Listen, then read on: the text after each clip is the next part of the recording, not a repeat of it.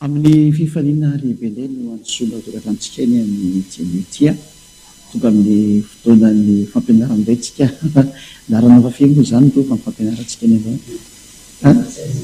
firy 16 numéro 16 na ny larana fa 19 ho antsika rehetra ato tokatrano izay manaraka n'izany fampianarana izany manerana azy tontolo izao no mandeha ny fampianarana na reny lohatenitsika dia hoe ny mpanota dia tsy maintsy mankany amin'ny elo ka miomany ianao izany dikan'izay zay moa izany no fampianarana eto indray dia amin'ny fifahina lehibe sy amin'ny firavoravona feno no iarahantsika indray ny amin'ny dianiotia larana fahenina ambin'ny folo ny fampianarantsika ny amin'ny zao anio zao ary dia atratra moa dia falybe mandoso tokatrano ny tena koa masatiavany soa ziady aha elia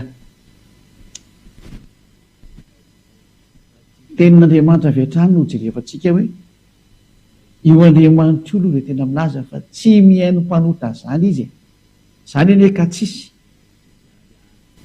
tena tsisy mihitsy n'izay sary zay vakitsika aloha nisy atoko fa 7:50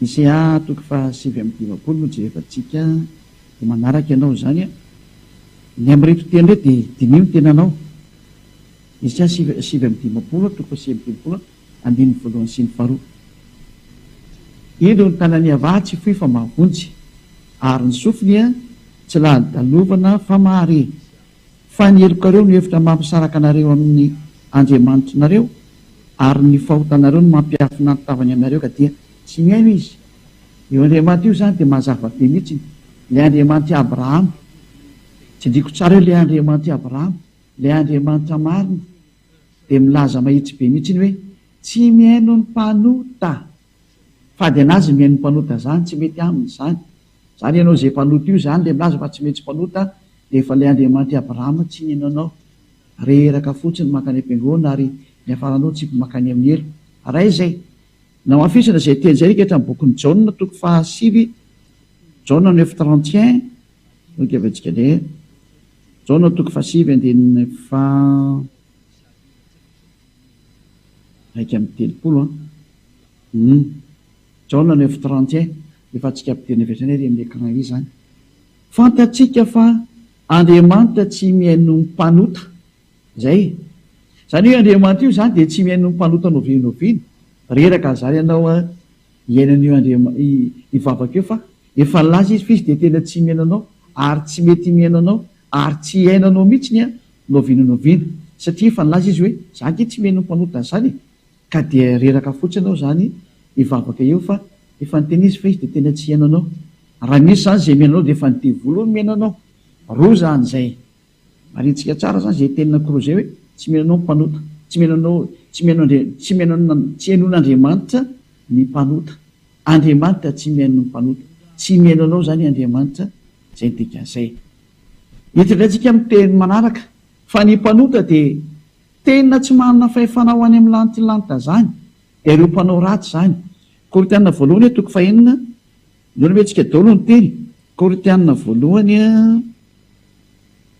toko fa 9 andininy fa 7 vakatsika ilay zao teny zao ny olona tsy marina mokona toe mpanota zany Koritianina voalohany toko fa 9 andininy fa 7 ary hitatsika hoe ty ny fahafolo zany moa tsy fantatrareo va fa ny olona tsy marina dia tsy mba handova ny fanjakan'Andriamanitra zany hoe ny olona tsy marina zany dia tsy mahazo mandova lantilanitra zay na toe fanjakan'Andriamanitra mantsy tsy ho any an-danitra zany ianao lantilanitra moa tena fiantso anazy ary aza mety ho fitana ianareo mahitsy be mihitsy io teny hoe aza mety ho fitana ianareo any aza mety voafitaka ianao zany hoe ny mpanota afaka makany any rehefa mibebaka atsika dia mihaino olona mibebaka io Andriamanitra io aleo tsy indray fa tsy misy azany Andriamanitra mihaino olona mifona zany hoe androany ianao mibebaka dia raha pitso anao manota dia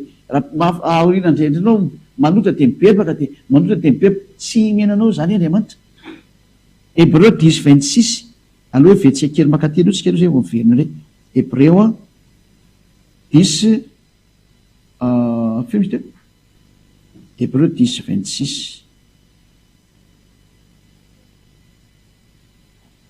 Hébreu 10, 26 dia ny 27. Hébreu 10, 26, 27. Fa raha miny manota isika, io zany le olona manota foana dia mibebaka le ohatra ataonareo am-piangonana mikofesy le mifony mirakorako am-piangonana mifony manao indray rehefa aveo dia afaka indray ny herinandro dia mifona indray dia ity le teny miandry anareo ity.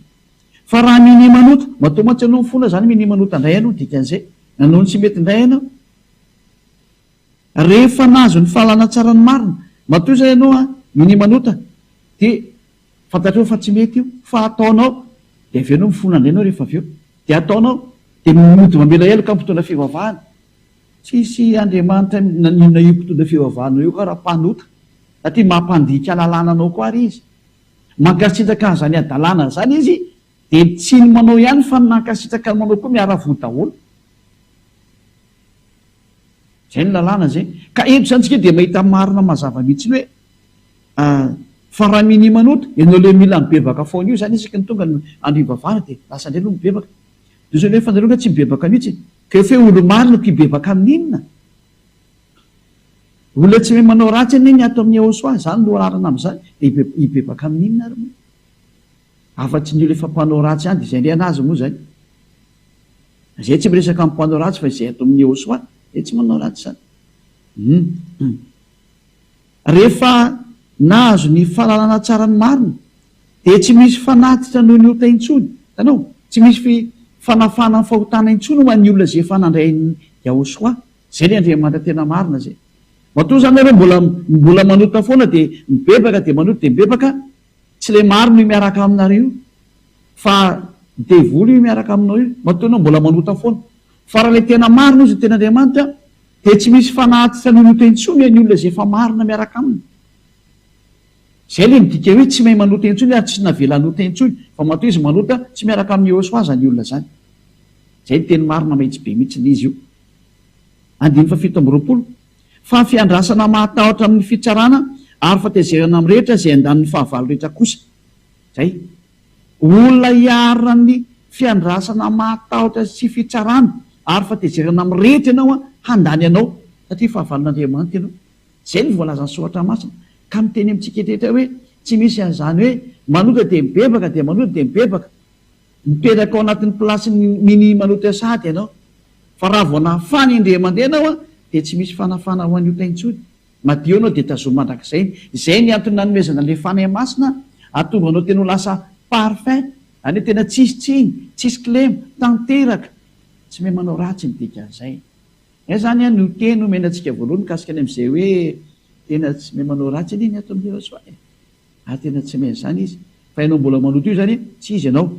Verentsika amin'izay le izy le Korintianina voalohany satria mazava zay ny teny Korintianina voalohany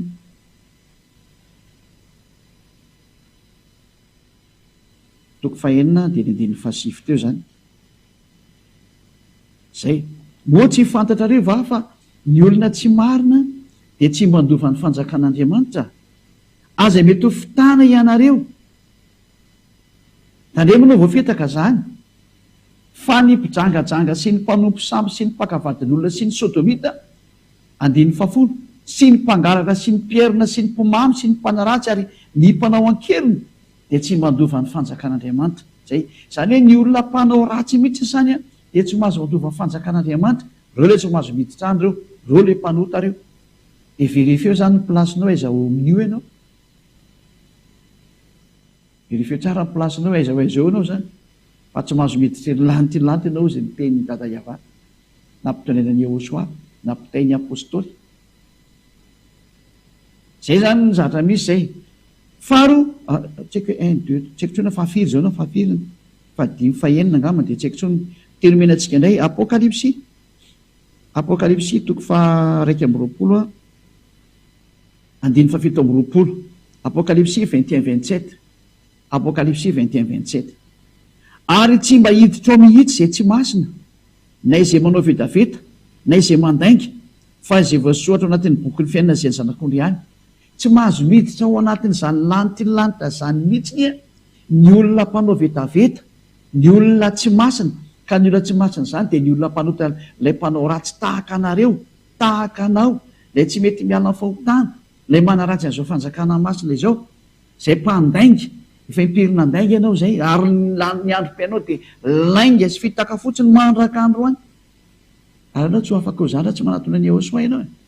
Fa izay voasoratra anatin'ny boky ny fiainana izay ny zanak'ondry ihany no lasa miditra any, satria ireo ilay tsy mahay manota, satria efa tafaraka amin'ilay zanak'ondry, ka ny anaran'ilay zanak'ondry dia tsy iza fa Ahosoa, ilay manala ny fahotana, lasa tsy manota intsony izay miaraka aminy, lasa olomarina izy. Apokalypsy 21-27, fanaporofonanao fa tsy ho tafidy sy ny amin'ny lantilanitra zany mihitsy ny mpanota, aza lany andro eo anao fa tena zany hoe diso adresy mihitsy ianao. Apokalypsy 21:8. Apokalypsy 21:8. Fa ny osa sy ny tsy mino, ny vetaveta sy ny mpamon'olona sy ny mpijangajanga, ny mpanao ody ratsy sy ny mpanao mpisampy, ny mpandainga rehetra dia hanana ny anjarany ao anatin'ny farihy rehetra avy sy ny solofara. Fa izany no fahafatesana faharoa. Izany teny izany zany dia tena mametaka amintsika rehetra mihitsy ny hoe tsy mahazo miditra ao anatin'ny lanitra mihitsy ny olona tsy mino. Tsy mino ny Ahosoa any dia ikazy zany. Ahosoa ilay manala tamin'ny fahotana. Hiditra amin'izay tsika hoe izaka eny toe mpanota ary aloha. Rehefa henonao zany rehetra zany, ny mpanota dia ny olona tsy mino an'izao toe Andriamanitra Abrahama zao. Izay aloha, ary narin'ny Andriamanitra Abrahama dia Iayava, ary izay miaraka aminy dia afaka amin'ny fahotana. Nosoloanareo Andriamanitra hafa io Iayava io. Tsy hoe mandinika izay nanovainareo anazy ihany fa be dia be nanaovanareo anazy ihany. Ary izay rehetra tsy niaraka tamin'io Andriamanitra Iayava io dia lasa mpanota daholo manerana an'izao tontolo izao.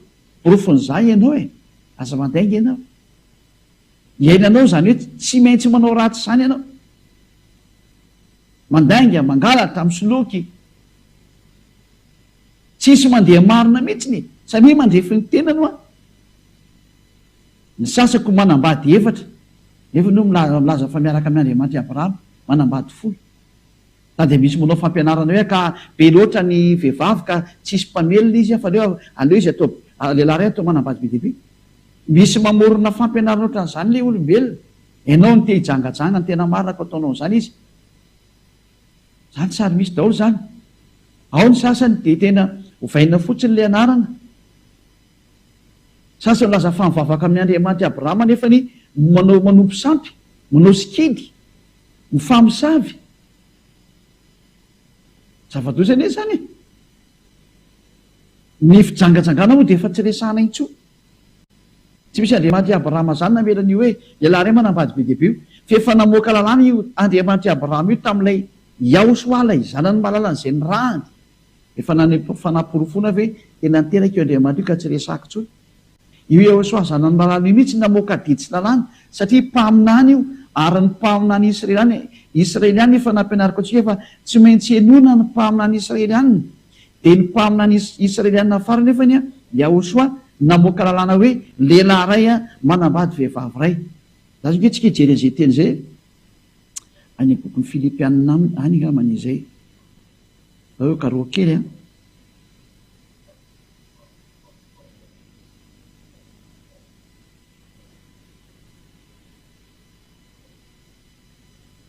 Korintianina lisika. Korintianina voalohany toko 7 andininy faharoa.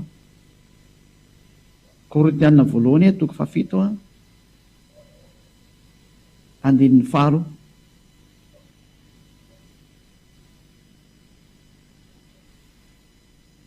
Andininy faharoa. Anefa noho ny amin'ny fijangajangana dia aoka ny lehilahy rehetra samy anana ny vadiny avy, ary aoka koa ny vehivavy rehetra samy anana ny vadiny avy. Zay samy manana ny vadiny zany. Dia vakitsika io amin'ny teny frantsay dia fantatsika fa tsy hoe koa manambady lehilahy be dia be ny vehivavy na manambady vehivavy be dia be ny lehilahy. Fa zao ny voalaza ato amin'ny teny frantsay. 1 Corinthiens chapitre 7 verset 2. Toutefois, pour éviter l'impudicité, que chacun sa femme et que chaque femme ait son mari. Tsy misy hoe que chacun ait ses femmes. Non, non, non, non. Ozy ny teny gisy hoe no, no, no. One man for one wife. Zay ny dikan'izay amin'ny teny Anglisy. Un homme pour une femme, que chacun ait sa femme. Donc zany hoe lehilahy anankiray manambady vehivavy ray, lalàna voakan'io Andriamanitra Abrahama io tamin'ny alalan'ilay mpamina ny farany Yahosoa nampidonena ny mpianatra araka ny voalaza sotra masina. Et que chaque femme ait son mari. Donc un seul mari pour une seule femme et une seule femme pour un seul mari. Any hoe vehivavy ray ho any lehilahy ray ho any vehivavy ray. Samy hoe mandrefiny anazy daholo nareo fa tenin'ny mpamina any Israely any ary tsy azo lavina mihitsy. Samy mandinika sy mieritreritra hoe iny ty adalana be nataon'olombelona ty. Zany ny tsy pazanao any amihery daholo zany. Tsy Andriamanitra Abrahama no miaraka aminao rehefa nandika an'izany ianao. Fa zavatra hafa io arahanao io. Tenaran'ny Andriamanitra Abrahama fa mazava be Yahava, ianao zany mba iza. Dia samy mandinika dia jereo ny fihetsiky anao taorianan'izay. Fa ianao mahita mihitsy hoe fampanota ianao, ary rehefa mpanota anao tsy izy le miaraka aminao io, tsy izy ny tompoinao. Mahatonga sainy e. Zay. Antsika ry jery sary manaraka.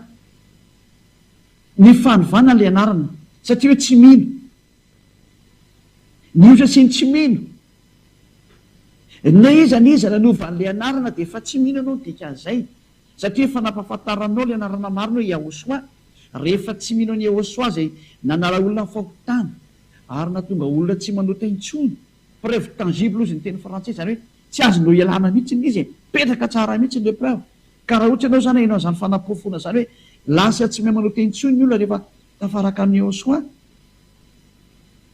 Rehefa henonao zany fampianarana zany hoe lasa tsy manota intsony ny olona rehefa miaraka amin'ny Yahosoa, ka tsy mety nanatona ny Yahosoa ianao, dia efa mpanota ianao zay. Zay le hoe tsy mino. Le anao mampanota anao ary tsy nafaka anao fahotana mandraka androany. Inona ny atony tsy ninonao ny fahamarinana ny menanao? Rehefa tsy ninao an'izany anao dia ho any amin'ny ilana anao dikan'izay. Zay hoe ny osa sy ny tsy mino, ianao zany teneny zany. Satria le ny tompoinao tsy nafaka anao tamin'ny fahotana, mampanota anao mandraka androany, tsy izy ho iny. Ianao ny ara-ny fitsarana hoe tsy mahazo makany amin'ny lanitry ianao. La ny andro mivavaka any ianao ny teny izy. Zay. Tsy mino anao.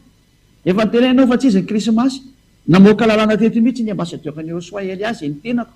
Hoe ty lalàna mirano milaza fa tsy azo atao mitandrina an'io krismasy io na mankalaza an'io.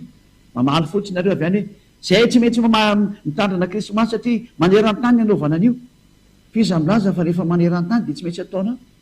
Fiza moa milaza aminao fa rehefa atao maneran-tany dia mety ny dikan'izay. Lalàna vezana no miteny an'izany, fampianarana avy any amizany namoaka an'izany. Zareo amin'izany zao dia fandikan-dalana ataonareo olombelona daholo zany hoe tsy te halala nareo. Ka rehefa tsy te halala dia aleo zay tsy te halala mandeha makany amin'ny lalana ma tsy te halala azy zany fa ianao zay maheno kosany a miverena ty amin'ny fahamarinana. Verena ty amin'ny fahamarinana. Manatona ny Yahosoa, manaraha ny Elia amin'izay ianao. Re zao mariky ny tsy finoana daholo reny. Hoe le ny tompolo ohatra amin'izay nampanota anao, ary iny fa mbola asa nandeha nanota andray anao satria efa niporofona taminao fa tsy azo atao mahamantatra an'io zanak'Andriamanitra io tao amin'izy nofo. Tsy azo atao intsony zany. Na dia fantatsika ary izy zany tsy azontsika atao intsony zany. Lalàna anapetraka mihitsy anie zany. Nefa ianao dia mitondra an'iny baibolinao iny. Nefa ianao dia mbola nanao ihany ianao. Ka tsy efa mini manota avy ianao dikan'izay. Raha mini manota antsika efa nanao daholo nareo zao tamin'ny 25 desambra iny. Niara nanota daholo nareo rehetrarehetra. Zay ho teny hoe niara-nirona. Niara-nirona amin'le any amin'ny tsisy tsony e. Samy mieritreritra e. Samy mieritreritra. Zay. Andao vao aventsika hoe tsy ekeny dada Yahava mihitsy ny anovana an'io anarana io. Zao fakitsika zay teny zay arika hatramin'ny bokin'ny Isaiah 40 firy moa zany 48:11. Isaiah 48:11. Dia mandray antsoratra daholo zany nareo Isaiah 48:11. No ny tenako, eny, noho ny amin'ny tenako ihany nanaovako an'izany. Indrisy lotoina ny anarako, fa ny voninahitro tsy omeko ny hafa. Zay. Indrisy izy lotoina ny anarako fa tsy omeko ny hafa i voninahitro io. Zany no pirofo fa tsy ekeny dada Yahava mihitsy ny anovana ny anarany.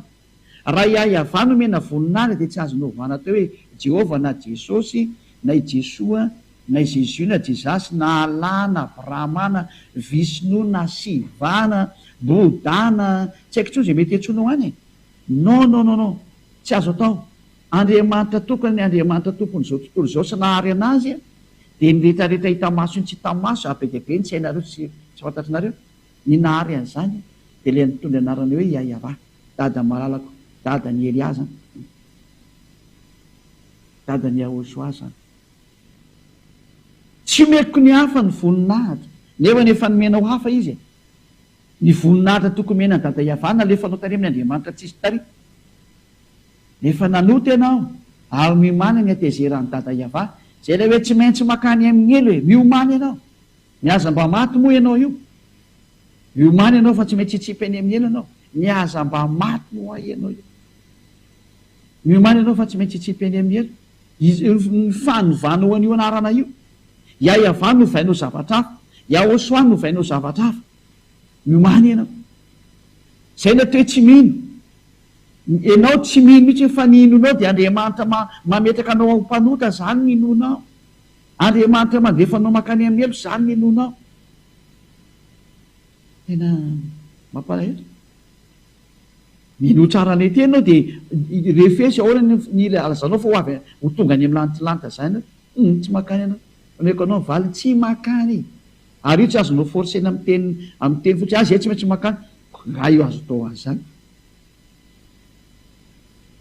tsy makany fotsiny zao koa ianao zay koa tsy azonao lavina tsy mahazo makany ianao aiza any amin'ny lanitrilanta tsy mahazo makany ny mpanota mpandika lalàna ahoana ny anaran'io andriamanitra io no voavainao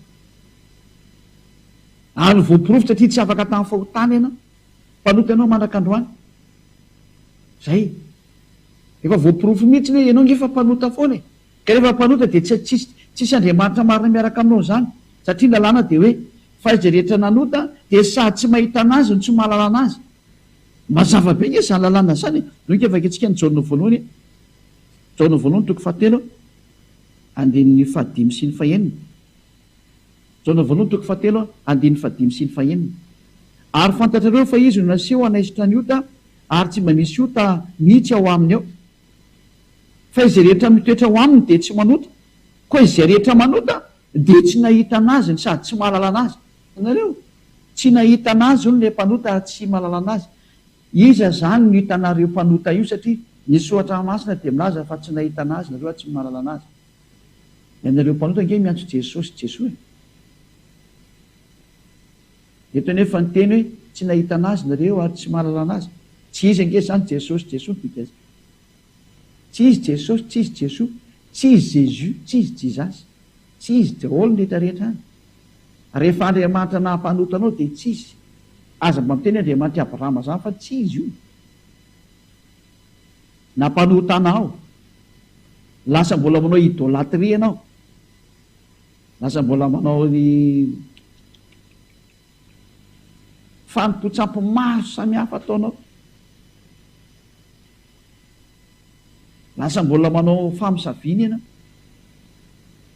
zava-doza amin'ny natao samy mieritreritra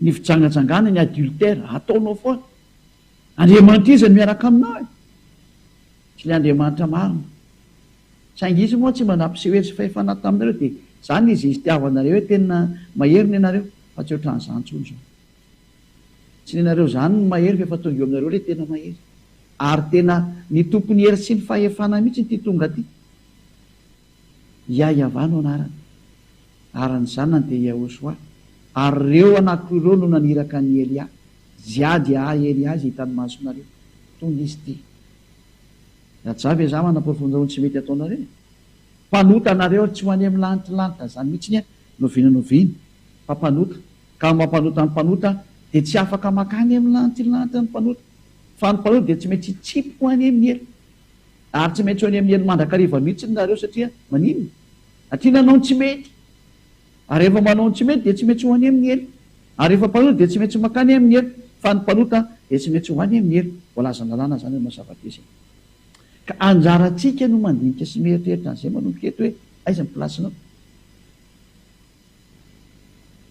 anisan'ny fahotana dao zany rehefa manao tsy fahamarinana ohatra ny tsy fahamarinana rehetrarehetra revaka itsindray zay tia ny klasy ny mpanota ty andao le tsika andeha anome karazana teny maro samihafa zany jaona voalohany a toko fahatelo a toko fahadimy izy afatindrindra toko fahadimy andin'ny fafito ambin'ny folo anga manisy zay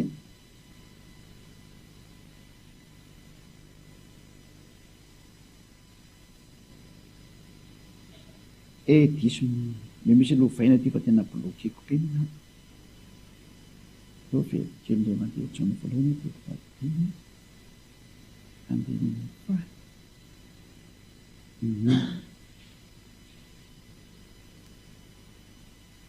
fito ambin'ny folo jaona voalohany toko fahadimy andin'ny fafito ambin'ny folo ota avokoa ny tsy fahamarinana rehetrarehetra zany hoe rehefa tsy fahamarinana zany a de efa otana daholo ny dikan'izay zay voalaza ny lalàna zany zay zany hoe rehefa manao ny zavatra tsy mety eo anatreny hoe andriamanitra ianao zavatra makany amin'ny tsy marina de efa fahatana zay aritra de tsy miditsy any amin'ny lanitry ny lanitra ianao zany mahatonga ny olo atao amin'ny eosoa parfait tena tsisy kianina tsisy tsiny fa ny mpanota koa zany de mitsipy makany amin'ny elo ary ino raha hoe mpanota ny olona mandeha amin'ny tsy marina rehetrarehetra mamitaka manainga misy loka zany na hoe mpanota zany rehefa tsy fahamarinana de mpanota ary rehefa mpanota de tsy mahazo makany amin'ny lanitry ny lanitra tadidio stricta ny fidirana any andriamanitra masina sy marina ny tompo trano any a de tsy tia zahatra maloto izy ka ianao tsofotsofoka any amin'ny trano ihany roany ianao satria maloto tsy mahazo miditra trano ny ratsy ozy ny teniny fa ny masina ihany mahazo miditra makany masina sy tsara zay mazava be mihitsy ny teny ohatra rehefa tsy mankatony io teny io anao de fa mpanota ianao zany zay zao tsika aloha itradrantsika amin'ny teny manaraka mihitsiny hoe ahoana ny andrefesina hoe manota indray ny olona anankiray fa rehefa tsy fahamarinao zany de fa ota misy lalàna ny menanao tendray ny andrefesana anazy rehefa nydikainao lalàna ny eosoa de mpanota ianao zay ndray no resantsika tondray hoe lalàna ny eosoa rehefa nydikaina de fa mpanota koa ianao aleloha efa mety antsy fa aleo arahantsika izy fa mety daholo jaona voalohany hoe toko fahatelo a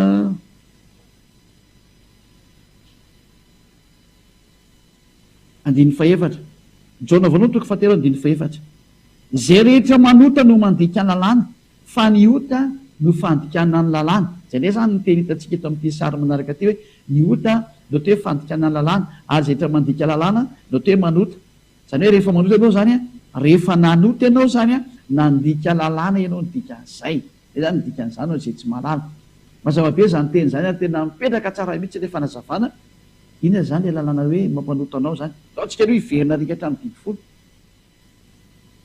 efa namoaka didy dada iava fa ny lalàna mose de tsy azo anam-pina tsy azo anesoa Deutéronomia 4:2 Deutéronomia 4:2 aza-pinareo ny teny a izy deo zany le mpandika lalàna zao le tsy mahazo makany amin'ny lanitry ny lanitra efa fitsarana zany ty meny izy ady elianao ty Deutéronomia toko faefatra ty lalàna mitsarana reo de samy mandinika ny ataony am'izay a de amboary teny zao ny andamianareo ny fitsarana anareo fa fomeko izy ty ahoana ny amarinareo anazy ketriketreo am'izay a de hitantsika ny mahafaka anareo Deutéronomia 4:2 Deutéronomia 4:2 aza-pinareo ny teny zay andidiko anareo ary aza nesoa anareo fa tandremo ny didiny avy andriamanitra reo zay andidiko anareo tsy aza atao zany manampy sy manaisotra ny teny amin'ity didy folo a sy lalàna mose ty zavatra nisy anefany tsy navelany dada iavana atao tsony ny fisoroanana fa ary avo manao fisoroanana nareo a de mitovy mamolaka vozona alika sy mitondra rakisoa fa ny tena mipetraka izy aminareo nefany zay mitandrana didy folo no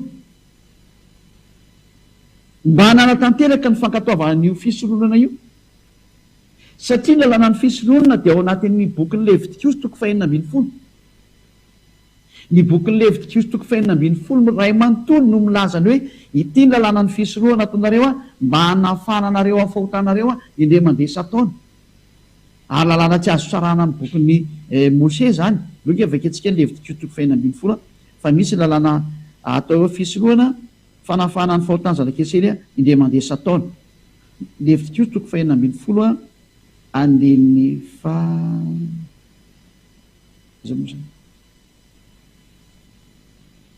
3:30 aleo zany de 4:30 4:30 avy hatrany evitiko 16:34 ary ho lalàna manak'izay ho anareo zany hanaovana fanavotana ho any zanak'Israely indray mandeha isan-taona hahafany amin'ny fahotany rehetrarehetra. Any hoe misy lalàna fanafana fahotany indray mandeha isan-taona zany atao ho any zanak'Israely lalàna ny fisorohana. Ka io Levitikos 2:12 zay le hoe tsy azo anao-pina tsy azo any esorana fa ny tena mipetraka manina nefa zareo tsisy nanao an'io Levitikos 2:12 io efa nandika lalàna nareo satria hoe tsy azo anao-pina eo tsy azo any esorana.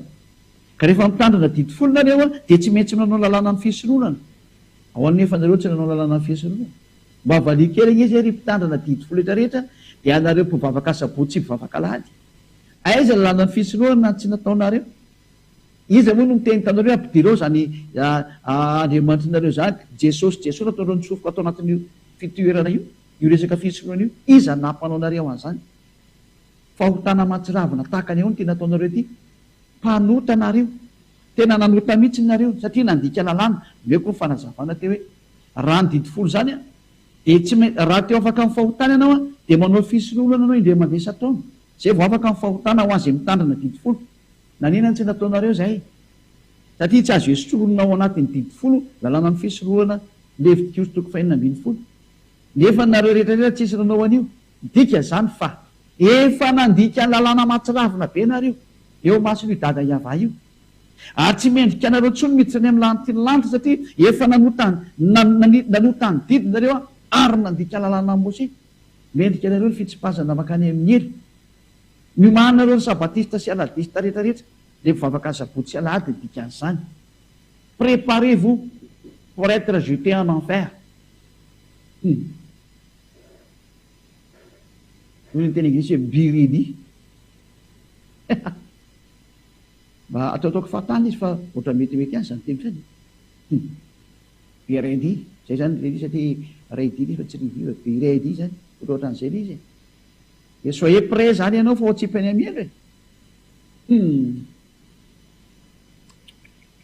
hoe hitako ianao zay tena mizezy teo tsy hoany io mba valia kely zay fa raha andeha anontaniana hoe aiza ny Levitikos 2:12 tsy nitanterahanao raha mitandrina didy folo ianao. Toy izy ianao hoe ka ny tenin'Andriamanitra rekatra amin'ny boky Nisiana ampianariny ambasadeur-ny Joseph tsy azo atao tsony io. Zany no porofo fa tsy azo ataonao tsony mitandrina didy folo ny dikan'izay fa miala ataonao raha vao mibloqué ny dada Iava io dia midika avy hatrany fa aza mitandrina io tsony. Ary ny porofo mitoaka amin'ny tendanao poteny hatrany amin'ny tempolon'i Jerosalema tsy navelana notandremana intsony ny dikan'izay ny didy folo tsy navelana atao tsony fisorohana. Ka iza nampanao an'io? Nanina nalainao raha Jesosy dia natsofoka anao tao dia lasa anao mitandrina didy folo? Tena fahotana matsiravina mihitsy nataonao. Miomana ry mpitondra fivavahana sy mpivavaka zay niaraka taminy miomana ianareo no ika afaka itsika tena dada Iava mihitsy nanafoana ny didy folo voalohany ao nefa anao mbola mitandrina. Efa fihetsika mandrava didy folo iny nataony amin'ireny hoe nipoteny ny tempoly ary anao filazana izy hoe zay mbola manao fanahy nareo mitovy mitondra ranalika ahoana moa mbola idiranao amin'izany. Ny fanaovanao zany ange dia midika fa iatsy ady amin'io dada Iava io ianao. Zany no porofo fa tena nandika lalàna matsiravina mihitsy ianao. Efa nyteneny fa tsy mety tsony mitandrina io satria izy mihitsy ny bloqué an'ilay fanaovana fisorohana zay fanafananao fahotana. Matoa anao nitsy atao anatin'ny didy folo io dia efa nisoratana ohatrany efa nisoratana ohatrany voatangy ianao hoe ianao dia efa lasa mpanota ary ianao ihany no confirmer terenao fa mpanota. Dika zany fa tsy ho any amin'ny lanitra ianao. Ianao mihitsy nanao sini fa dia mpanota ianao satria efa tsy misy famafana fahotana ntsony amin'ny rafitra io satria efa mipoteny dada Iava amin'ilay Isaia 66:3 doika avy akitsika Isaia 66:3 hoe zay mitandrina zay mbola manao ny fitandremana didy folo dia efa mipotena ilay fisorohana tsy azo atao tsony. Ka raha mipotena ny fisorohana tsy azo atao tsony zay miditra eo zany dia efa mpanota automatika tsisy tsony famafana fahotanako. Zay ny lozika ny zavatra ary marina be zay.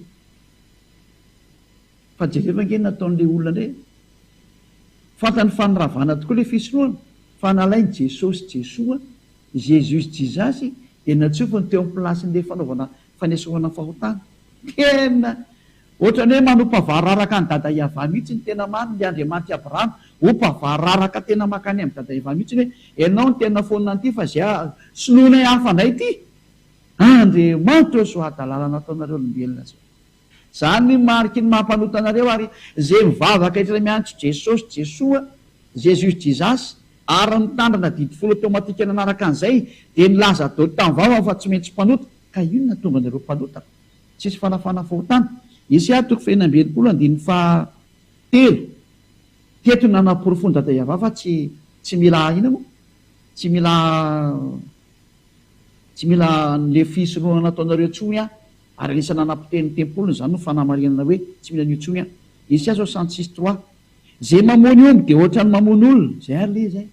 Zay mamono ondry atao fanatitra dia ohatra mamolaka vozona rika, ary zay manatitra fanatitra hoana ohatra manatitra rakisoa, ary zay mandoto didikazo manimpofona fanatitra-patsirovana dia ohatra misaotra ny sampy. Zany ange olona fa milaza mihitsy hoe tena tsy mety amiko mihitsy le zatra ataonareo e, ary tena mahatezitra anazy mafy mihitsy le zatra ataonareo. Ahoana amin'izay ny hevitra anao ara?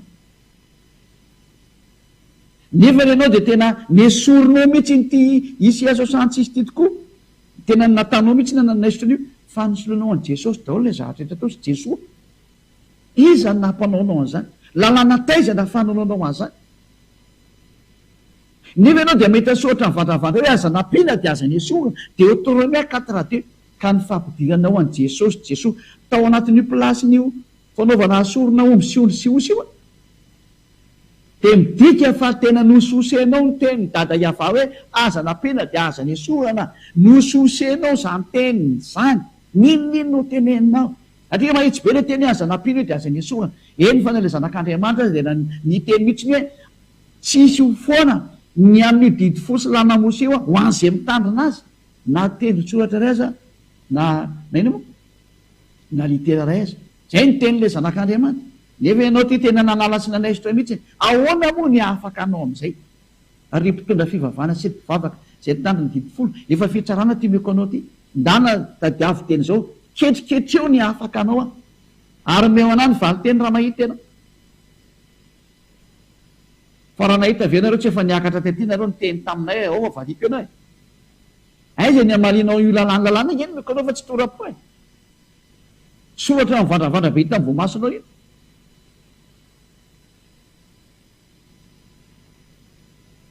Zany ilazako aminao zany. Eo mieritreretana mihitsy ianao ny teny izy. Mazava be ny teny dada Iava hoe tena raha mbola manao an'io dia tena zavatozy tsy mety. Nefa dia natsofoka anao to fotsiny zao Jesosy. Jesoa donge vakitsika amin'izay ny teniny Ehosoa araka ny boky Matio. Vetsika ny teniny Ehosoa Matio 5:10. Ty le mahafinatareo be mianao an'ity dia averiko aminareo mihitsy izy. Matio 5:18.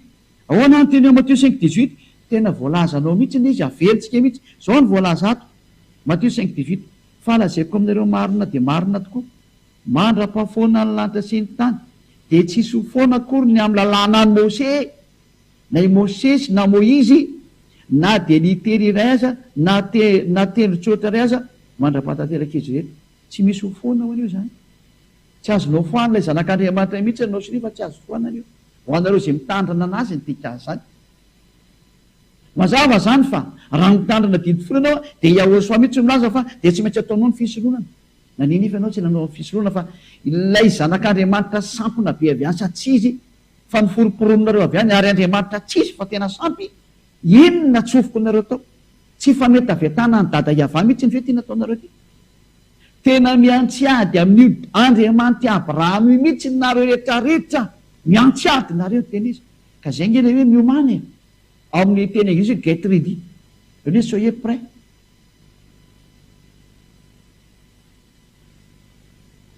Miomany ianao. Fa tsy maintsy makany amin'ny elo ny olona mpandika lalàna. Ianao dia nandika lalàna mihitsy ianao.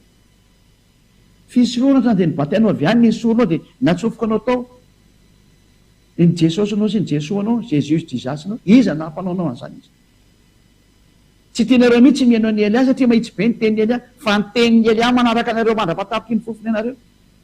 Eny fa iala izy ianao dia eo mihitsy ny tenin'ny Elia iverinao misofonao ny tenin'ny Elia. Ahoana ty teny teny ho any? Tsy ho afaka amin'io tenin'ny Elia io zany nareo. fa Eliasy Yehosoa anankiray zany. Fa ny teny Yehosoa zao averiko aminareo za raha izy ny tonga ty de ohatry zany natao fa io ihany no averiko aminareo. Fatanindra. Za mieritreritra atsika. Ino ty zatra nataonareo ty? Ny mpitandrana didy folo moa efa teneny hoe tsy mety intsony satria maninona? Efa foana ny fisorohana. Rehefa foana ny fisorohana, tsisy fanafana anao amin'ny fahotana intsony raha miditra ao anao. Iza nampitolatolanao miditra ao? Ray izay, satria daday vavy teny hoe tsy mety intsony, tsy tiako koa foanako ny fisorohana, foanako ny tempoly dikan'izay tsy mahazo mipetraka amin'ny intsony nareo fa tsy mety amiko intsony. Raha mipetraka ao anatin'ny nareo dia mpanota mandrakizay nareo. Dia tokoa nareo mpitandrina didy folo fa mpanota mandrakizay nareo. Niatra taminareo ny teny daday vavy. Mbola niamplifie nareo, no amafisinareo indray ny fahotanareo. Nisy soronareo tokoa rehefa fisorohana fa nampidirinareo an' Jesosy, Jesoa, Andriamanitra ty nataonareo. Lalàna taiza nampanaonareo an'izany. Nga tsy hitany voamasina reo hoe tsy azo anampiana dia tsy azo niesorana. Ary namafitsy ilay zanak'Andriamanitra hoe tsy azo ro foanana ny teny ao. Raha mitandrana io dia tandremy izy rehetra rehetra. Ary rehefa hialana io hialana izy rehetra rehetra. Zay indray izy mety. Tahaka ny ato amin'ny Yehosoa, zay moa tsy ady tsy miditra amin'io zany. Ny lalàna ny Yehosoa na ranay, tsy miaraka amin'ny didy folo zany. Io rehefa niravahan'ny Yehosoa tamin'ny azy fijaliana. Efa nomeko anareo ny fanapolifony, nomeko anareo ny démonstration. Fa nareo tsy mino, araka ilay tenin'Andriamanitra hoe niosa sy tsy mino, ianareo nge zany tsy mino zany. Ianareo mpiantso Jesosy, Jesoa, Jésus Jesus, nareo zany tsy mino zany. Ianareo io voalazan'ny tenin'Andriamanitra io. Tsy mety ninonareo daholo ny teny nampianarin'ny lehilahy rehetra rehetra.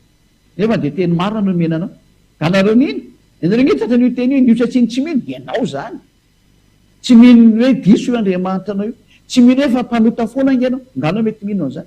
Anao hoe voapetaky ny vy mamay ny sainao. Niaza mba maty e. Ohatry ny teny alika hoe miomany e.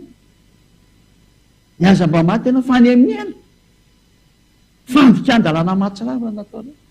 Miopapana mihitsy ny fandikan-dalàna. Zay.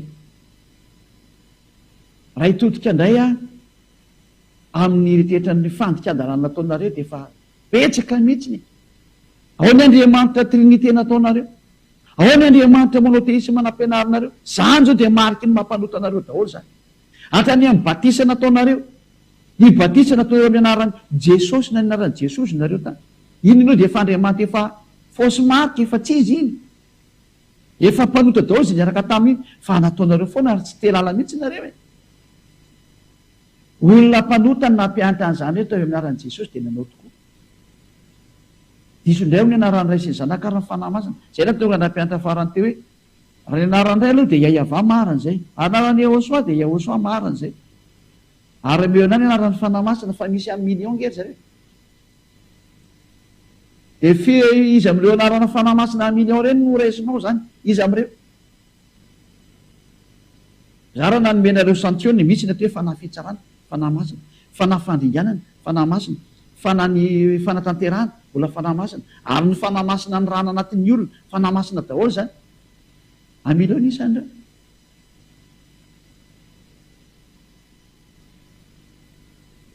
Izy amin'ireo no raisinao hoe anaran'ireo zany. Mba meo kely ny valiny efa izy amin'ireo no raisinao. Tanao zany tsy fahafantaranao n'ininy. Le asan'Andriamanitra ny tiana tenena amin'iny hoe tia ny asan'Andriamanitra. Efa nanao ny asany dada Yahva. Ilay manao vabatisa azy amin'ny anaran'ny ray, efa ny asany ray ny dikan'izay. Manao vabatisa azy amin'ny anaran'ny zanaka, satria efa ny asany zanaka. Ary manao vabatisa azy amin'ny anaran'ny fanahy masina, satria le fanahy masina koa miasa. Avy any amin'ny dada Yahva daholo zany sara zany. Fa tsy koa ny mitadiavinao ny anaran'ireo dia ataonao an'izany daholo milotetra tsy izay mihitsy ilay izy. Fa manao vabatisa azy amin'ny anaran'ireto. Zay. Ka raha manana ny anarany ray dia manana anarana ny zanaka. Ary ny fanahy masina misy amin'ny million isan'ireo. Ny anaran'ireo be dia be dia ahoana. Tanao zany tsy mampitombona an'izy. Zany zao dia efa fahotana nataonao daholo zany. Ary zay no tonga nanteny hoe matoy eo so amin'ny teny hoe ary manaova batisa azy amin'ny anaran'ny ray sy ny zanaka ary ny fanahy masina. Lalàna anie zany e. Ahoana mbola asara ianao mandika an'izany teny zany. Ary rehefa novainao ny lalàna ny batisa dia efa mpanota ianao. Zay no tonga nanteny hoe nareo samy mpanota nge ahoana nanao an'io sary ratsy io e. Ny Andriamanitra nareo efa mpanota avy any amin'ny devoly. Ianareo mpanota dia le tenyny Andriamanitra efa tsy izy avy any, ny teny le mpitondra fiavana efa diso mpanota avy any, ino no arahanareo? Samy mpanota miara-fampiteny, miara-fampitatana, ohatrany hoe jamba miara-fampitatana any akady ny fiafarany. Zany angino ataonareo e? Le mpitarika mpanota, mamoaka teny tsy izy le mpanota, ino no arahanareo? Ena tonga anao fanazavana hoe iza milaza anareo fa marina ny trinité, efa noeko iny fampianarana iny. Iza milaza anareo fa marina ny monotéisme, efa noeko iny fampianarana iny. Samy fampianarana diso daholo zany. Satria mieritreritra ny dikan'izay. Andriamanitra tena miteny anareo mihitsy hoe maiza mandinika tsara ary maiza mamantatra ny lalakare. Fantaro ny tokony ataonareo. Aoka tsy hanao totoa mihitsy nintsony fa tena andinika ny tokony atao am'izay. Aoka tena mantatra ny tokony atao am'izay fa tsy hanaonao foana am'izay. Aza manaiky vonoiny olona any amin'ny elo anao fa tena tsy mahazo mety tsara nge ho any olona tsy masiny e. Zay ny antony tonga nanome fanamporifonao tahaka an'izao. Farany. Raha mitodika manokana ho an'izay rehetra ato amin'ny Yehosoa sy anireo ato amin'ny Yehosoa. Fady indrindra ny manohitra an'izany atao hoe tenin'ny Eliasa. Na manambany an'izany. Lalàna avy hatrany fitsarananareo no mieko anareo fa raha vao zany mihitsy ny voatohitrinareo zany teny zany. Fanambanina ny Yehosoa mivantana zany. Fanambanina ny dada Iava mivantana zany. Tsy nafantatra an'izany dada Iava zany nareo raha tsy teo Elia. Tsy nafantatra an'izany Yehosoa zany nareo raha tsy teo Elia. Teny dada Iava sy Yehosoa azy ny dikan'izay matoa meny fahefana hiteny momba azy. Zay dikan'izay. Ao amin'ny bokinareo azy rehetra amin'ny Hébreu toko fa Hébreu film izy iny. Hébreu satria kely hoe manekeny mpitondra anareo dia manao avazy. Hébreu film 13-17. Hainrova tsy enjery mihitsy izy satria navo azy nga manity.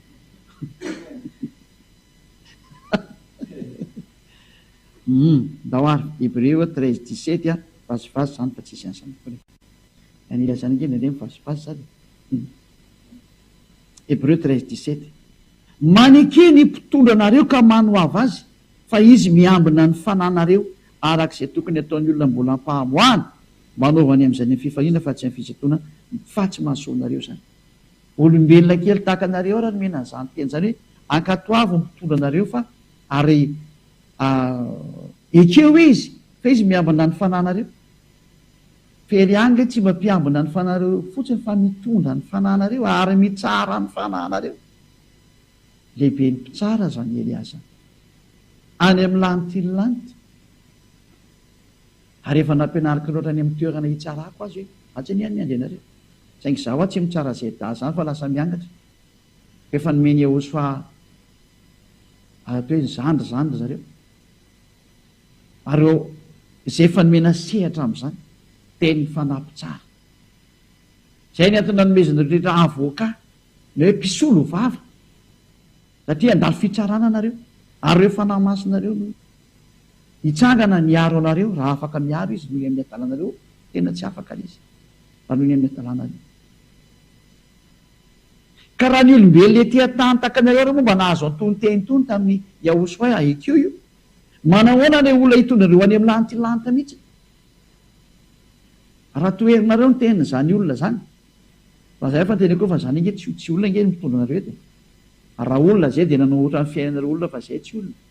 Zay avy any aminay ary iverina any aminay zay. Nanome fampianaranareo firy azy zay. Teny tsotra ny menely ahy. Tandre midikaina ny mari-pitiavana ny Yahosoa. Mifoaka be zay teniko zay. Tandre midikaina ny mari-pitiavana ny Yahosoa fa raha vao voafafanao ny mari-pitiavanao amin'ny Yahosoa hatrany amin'ny kely indrindra dia voafafa ny anaranao ny amin'ny lanitry. Maiza mandray an'izay daholo efa toe izay dahany ianarana. Fa ny tenin'ny Eliazy menareo dia tena voaray an-tsoratra daholo iny ary ala letra ny ampiarana aminy ny fitsarana. Hatrany amin'ny fandehanareo ety an-tany. Ninonina ny tenenin'izany Eliazy zany ka navoaka ny tamin'ny vavany dia mandeha ara-baky teny ny fampiarana any. Na eto ambony tany na ny amin'izay dahany. Raha ny teny mbola misy tanteraka ka ho avy eo izy, indasy hoe fa ho avy eo izy. Tsy misy zay tsy tanteraka renina ny ray azy. Eny ilazana amintsika zay. Ka tena fahadio raha olombelona kely ohatranareo izay nitondra anareo teto an-tany raha nahazo an'io teny io. manahoana kosa raha teny ely antika ianareo fa raha dia mitaka ny teninareo hoe tsy ho any amin'ny lantilanta etsy ary ny mari-pitiavana tokony naseonareo ny tsy nataonareo mahay mandray nyity teniko ty daholo zay mandre am'izao fotoana izy io zay mbola nomena fahefanandray iaino zany raha ny mari-pitiavana tokony ho naseonareo any Ehosoa tsy mba nataonareo nisy Ehosoa ho tianareo ve mba apetraka kosa zay fantaina zay raha ny fotoana tokony hampiseho fitiavana ny Ehosoa nareo ny tsy nampiseho misy Ehosoa mety ho tianareo tsony ve mba avaleo zay fantena zay fa zany efa mamaly tsisy aloha atezerana raha ny teny satria amin'ny Ehosoa dia takany hoe traître ianao zany ohatrany hoe tena hoe zany mpamadika hoe amin'ny fotoana mba ilananao tsisy nina hitanao ohatran'le voankazo io hoe rehefa nandalo teo amin'le azo Ehosoa teo amin'le aviavy zany mba hijery vony hoe mba hoanina tsy nahita tany dia nozoniny ka raha mba nisy fotoana tokony hamalinao hamaly ny fitiavanao any Ehosoa ianao nefa ianao tsy namaly tsy mba nampiseho satria tsy anjaranao ny tokony ampianarinao aiza ny tokony hamalika fa tokony automatika aminao mpamaly zany zay maly fitiavana ny Ehosoa rehetra ahoana moa tsy ahafantaranao hoe tokony anao an'izao amin'ity fotoana ity mba ho hamaliko any Ehosoa hitady point raha ho ataonao ary hitady hevitra azy ianao mba hamalina fa misy teny Ehosoa zay hoe raha misy malala fa tokony ianao soa fa tsy mety manao eloko ao anazy le izy raha misy olona mahalala fa tokony ianao soa fa tsy mety manao izy eloko ao anazy zay zavatra zay tsy hikariko an'izay fa zatra ao anaty baibolinareo zay ndanakaroy fa ity nefa dia ianao mihitsy mba mamaly fitiavana ny Ehosoa raha tsy mba nanao an'izany ianao zay raha hoe hitady hevitra ara ho aho atao ny fahamalinany Ehosoa tsy akory hoe any amin'ny fanohanana araboly ihany fa ve moko fitiavana daholo fa fanohanana manohana dika zay fanohanana amin'ny fitiavana amin'ny rehetrarehetra zay tokony aseho indrindra amin'ny fotoana zay teny ilavany Ehosoa zany any amin'ny fotoana hitadiavany Ehosoa zany hoe mila vokatra avy any aminao izy aiza ny fampisehoanao zay vokatra zay fa ny fampisehoana zany ange tadiavana hevitra mihitsy hoe raha mahita occasion zany dia fahavonay azy tsy teny mikasika any am'izay fa hainareo zay dany tiako tenenina eo hoe raha ianareo sanareo raha miteny hoe raha misy mahafantatra fa tokony raha misy mahalala fa tokony anao soa izy nefa tsy mety manao lasa eloko ao anazy zay efa miteny zany Ehosoa tomanaovana ity dia tsy mety manao dia eloko anao zay satria misy zatra miseho manahoana zany raha ny amin'ny Ehosoa tokony an'izay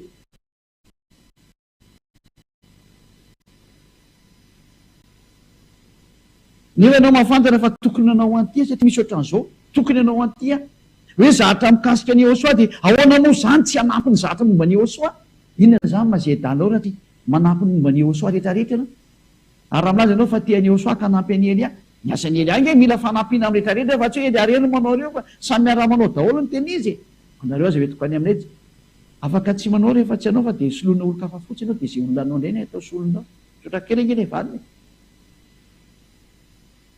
fa zay ny lalàna ahoana moa tsy atakarantsy anao fa tokony hamaly any Ehosoa amin'ity vaninany ity ahoana moa tsy tokony hafantaranao fa tokony tena hampiseho fitiavako any Ehosoa amin'ny fotoana tahaka an'izao zarako aza misy occasion mba afahako mampiseho ny fitiavako any Ehosoa hokaroalio ny fitiavana nomena Ehosoa nareo valio ny fitiavana ary ny fitiavana mivaly fitiavana ho zay nge nampianariko anareo injato amby arivo izy ny fitenenany isake miditra foana dia miteny azay foana hoe ny fitiavana ny Ehosoa dia efa ny fitiavana mihitsy ny fitiavana ianao fa ny fitiavana mivaly fitiavana fa tsy zavatra avy fa zay ataonao dia fitiavana daholo rehefa tsy nanao an'izay ianao tena ratsy le sary ataonao hoana zany ny ahatra re miandro migoka raha izao ianao dia efa tsy mahavita mamaly aiza ny afanao miady amin'izany vaninandro sarotra zany raha amin'izao vaninandro zao dia tsy afaka mamaly raha amin'izao vaninandro zao tsy afaka mamampiseho ny fitiavanao ny Ehosoa dia ahoana moa zany ny afanao mamaly amin'izany hevitra zany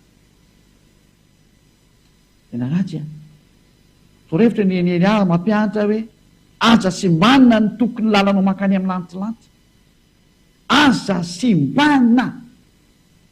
Ny fitiavana zany tena tadiavana hevitra zany, aiza ny amaliko ny fitiavako any Josoa, fa tsy mila entanina zany.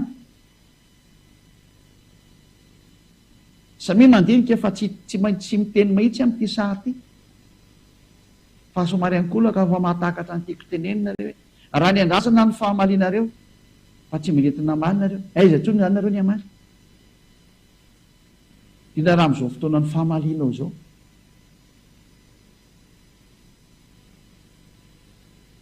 Tena mba mieritrerety zay ihany ny teniko zay efa mifarana ny teny, satria hoe rehefa tsy nampiseho fitiavana ianao ny Josoa, mananotanina anao koa ny fitsipazana any amin'ny hery, satria lalàna nge zany fitiavana zany.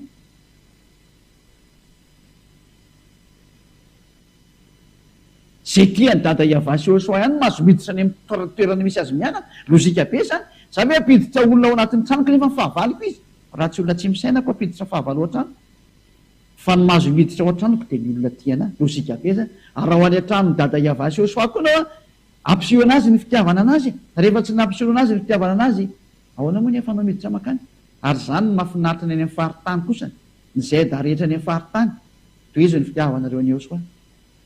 Tena ny depasenareo mihitsy ny tanareo ary verinareo lavitra dia lavitra mihitsy. Aza rindra ny poinareo, toy izy ny poinareo hatramin'ny farany. Aza manay Kristy tsony. Fa ny lavitra indray ty ho any lasa ny tiany Josoa fa tsy ny akaiky. Ny lavitra ny Elia fa tsy ny akaiky ny Elia. Tena gaga tsika. Zay fotsiny fa ampy zay fa tsy miteny lavabe tsony Elia fa miraha soatsiketra samy hiezaka ho azy mbola hiezaka ihany. Fa ny tsy afaka miezaka tsony dia fa zay zany ko. Tapitra ny fiarahantsika, tsy misy akanery eo fa dia samy manao ny lalaka aleny io, efa nampianariko anao fotsiny lalana makany aminay dia mandehana rehefa tsy mety mandeha anao. Miditra indray ny hafa hanolon'ny toeranao dia vita re. Sarotra ane zany. Remplacement zao ny atao am'izao fa tsy misy esaka manampy tsony. Zay miala dia soloina, zay miala dia soloina. Hitanareo foana zany. Tsy misy resaka manampy tampo. Ianao ve tsy te handeha ho any amin'ny lanitsilanta dia izy koa ny mandehana rehefa tsy handeha. Vao mampiditra hafa fotsiny zay dia vita. Hosolonao ary atao tsara lavitra noho ianao izy. Mazava ho azy zay. Fa zay efa dia zany hoe Elia dia miteny foana hoe ho an'izay tonga saina ary tena tsy hamerimberiny intsony zany efa mba nytenenina fa andro ny fahamaliana zao tsy tokony entanina mihitsy ny fahamalinao sy ny fitiavanao ny Josoa, fa zay fomba rehetrarehetra fanahy mamaly dia mamaly daholo. Ny atao hoe asan'Andriamanitra dia tsy any amin'ny fanohanana fotsiny amin'ny resaka volana amin'ny resaka ohatran'izao, fa ny mari-pitiavana dia atao amin'ny rehetrarehetra rehefa mikasika ny Josoa. Ninona asany Josoa ka mila nombanao dia miditra ianao dia zay. Midiry ianao rehefa mbola hamaly any Josoa, fa rehefa tsy hamaly aza manao tsony. Fa tsy misy miteny hoe ary ihany manao fa rehefa tsy atsy manao. Enjeo daholo zay azo enjehana. Torohevitra ny Elia zay. Enjeo zay azo enjehana ary idiry daholo zay azo idirana. Tsy tena hoe mampiverina ny fony Josoa. Tsy ilay hoe mahita ny Josoa miditry ny lantilanitra ny planina any izy hoe.